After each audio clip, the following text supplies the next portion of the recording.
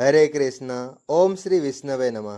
જેઠ મહિનાના કૃષ્ણ પક્ષમાં આવનારી એકાદશી યોગીની એકાદશી તરીકે ઓળખાય છે. માન્યતા છે કે યોગીની એકાદશીનું વ્રત રાખવાથી વ્યક્તિના તમામ પાપ નાશ પામે છે અને તેના જીવનમાં સુખ તથા સમૃદ્ધિ આવે છે. આ વ્રતના પુણ્ય પ્રભાવથી વ્યક્તિ આ લોકમાં તમામ પ્રકારના સુખોનો ભોગ કરે છે અને અંતે વૈકુંઠ લોકમાં સ્થાન પામે છે. એવું પણ માનવામાં આવે છે કે યોગીની એકાદશીનું વ્રત કરવાથી 88,000 બ્રાહ્મણોને ભોજન કરાવ્યા બરાબર પુણ્યફળ મળે છે. ચાલો હવે જાણીએ કે આ વર્ષે જેઠ માસની યોગીની એકાદશી ક્યારે આવી રહી છે, વ્રત કઈ તારીખે રાખવાનું રહેશે, કારણ કે આ વખતે એકાદશી તિથિ 2 દિવસ આવી રહી છે. સાથે જ આપણે એ પણ જાણીશું કે હરિવાસરનો સમય ક્યારથી ક્યાર સુધી રહેશે, વ્રત પારણ કરવાનું શુભ મુહૂર્ત શું રહેશે, કારણ કે આ વખતે યોગીની એકાદશીના દિવસે ભદ્રાનો વાસ પણ રહેશે અને ભદ્રકાળ પણ લાગશે. તો આપણે એ પણ જાણીશું કે ભદ્રા ક્યારથી ક્યાર સુધી રહેશે અને તેનો વાસ કયા લોકમાં રહેશે. શું ભદ્રકાળ દરમિયાન પૂજા કે પારણ કરવું યોગ્ય છે કે નહીં, આ બધી જ બાબતોની વિગતવાર માહિતી તમને આ વિડીયોમાં મળશે, જેથી અંત સુધી બન્યા રહેજો.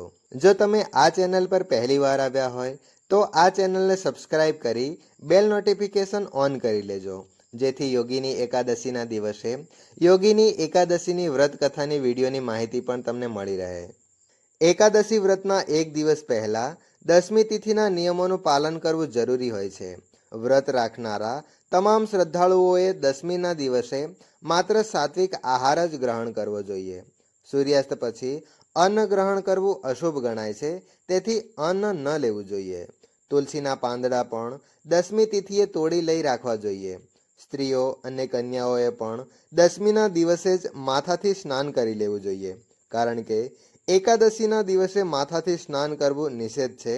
આ દિવસે સાબુ, તેલ, શેમ્પૂ અથવા ટૂથપેસ્ટ જેવી વસ્તુઓનો ઉપયોગ કરવો પણ યોગ્ય મનાતો નથી. આ બધાની ઉપરાંત 10મીના દિવસે સવારે અને સૂર્યાસ્ત પહેલા તુલસીજીમાં જળ અર્પણ કરવું જરૂરી હોય છે.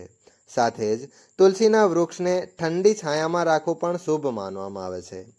આ વખતની એકાદશી તિથિ શરૂ થશે 21 જૂન શનિવારની સવારે 7:19 અને એકાદશી તિથિ સમાપ્ત થશે 22 જૂન રવિવારની સવારે 4:27. એ પ્રમાણે આ વખતે યોગીની એકાદશીનું વ્રત 2 દિવસ રહેશે, 21 જૂન શનિવારે અને 22 જૂન રવિવારે.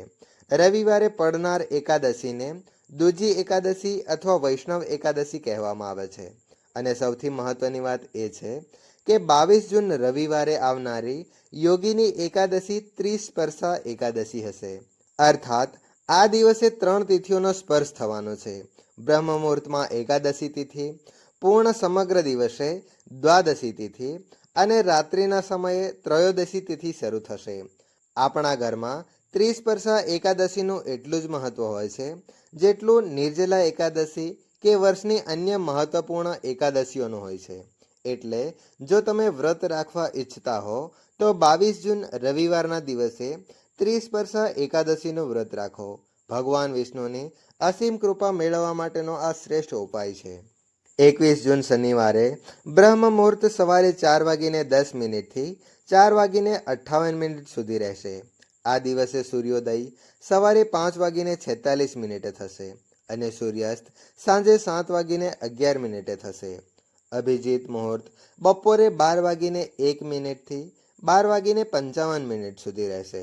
ગોધૂલી મુહૂર્ત અને સાંજની પૂજા તમે સાંજે 7:21 થી 7:41 વચ્ચે કરી શકો છો. આ દિવસે રાહુકાળ સવારે 9 વાગ્યાથી 10:30 સુધી રહેશે અને આ વખતે ભદ્રકાળ 20 જૂન શુક્રવારે રાત્રે 8:36 શરૂ થઈને 21 જૂન શનિવારની સવારે 7:19 પૂર્ણ થશે. જો કે આ વખતે ભદ્રવાસ સ્વર્ગલોકમાં રહેશે અને સ્વર્ગલોકમાં ભદ્રાનો વાસ હોવાના કારણે તે પૃથ્વી પર અશુભ માનવામાં આવશે નહીં. તેથી તમે આ સમય દરમિયાન પૂજાપાઠ કરી શકો છો. દ્વાદશી તિથિ શરૂ થશે 22 જૂન રવિવારે સવારે 4:28 અને દ્વાદશી તિથિ શરૂ થતાની સાથે જ હરિવાસરનો સમય પણ શરૂ થઈ જશે. દ્વાદશી તિથિ સમાપ્ત થશે 22 જૂન રવિવારની મધરાત્રે 1:21. એ રીતે જોવામાં આવે તો આ સમય 23 જૂન સોમવારની રાત્રિ ગણાશે. આપને ફરીથી યાદ અપાવી દઈએ કે 22 જૂન રવિવારે 3 તિથિઓનો સ્પર્શ થતો હોવાથી 3 તિથિઓનો સંયોગ બની રહ્યો છે. આથી આ ત્રિસ્પર્શા એકાદશી ગણાશે. 22 જૂન રવિવારના દિવસે બ્રહ્મ મુહૂર્ત સવારે 4:10 થી 4:58 સુધી રહેશે. સૂર્યોદય સવારે 5:46 અને સૂર્યાસ્ત સાંજે 7:11 થશે. પ્રાતઃકાળ પૂજા મુહૂર્ત સવારે 4:24 થી 5:24 સુધી રહેશે. ગોધૂલી મુહૂર્ત સાંજે 7:21 થી 7:41 વચ્ચે રહેશે. ત્યારે તમે સાંજની પૂજા પણ કરી શકો છો. આ દિવસે રાહુકાળ બપોરે 4:30 થી સાંજે 6 વાગ્યા સુધી રહેશે. હરિવાસરનો સમય 22 જૂન રવિવારના રોજ સવારે 10:55 પૂર્ણ થશે. હરિવાસર પૂરું થયા પછી જ એકાદશી વ્રતનું પારણ કરવું યોગ્ય રહેશે.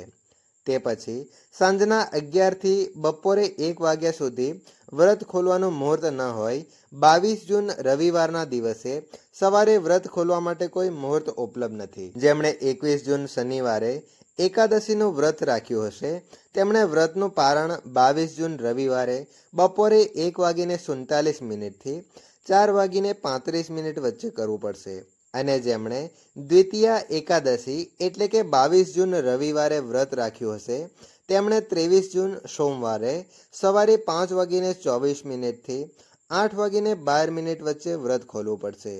જો કે દ્વાદશી તિથિ બ્રહ્મ મુહૂર્ત પહેલા જ સમાપ્ત થઈ જશે તો પણ ત્રયોદશી તિથિ પ્રથમ પ્રહરમાં વ્રત ખોલવું યોગ્ય ગણાય છે. જ્યારે દ્વાદશી તિથિ સૂર્યોદય પહેલા જ પૂરી થઈ જાય છે. આમાં કોઈ જ દોષ લાગતો નથી. તેથી વ્રત રાખતી વખતે તિથિ અને શુભ મુહૂર્તોનો ખ્યાલ રાખવો ખૂબ જ આવશ્યક છે. ત્યારે જ તો વ્રતનું સંપૂર્ણ પુણ્ય ફળ પ્રાપ્ત થાય છે. હરે કૃષ્ણ. ઓમ શ્રી વિષ્ણવે નમઃ.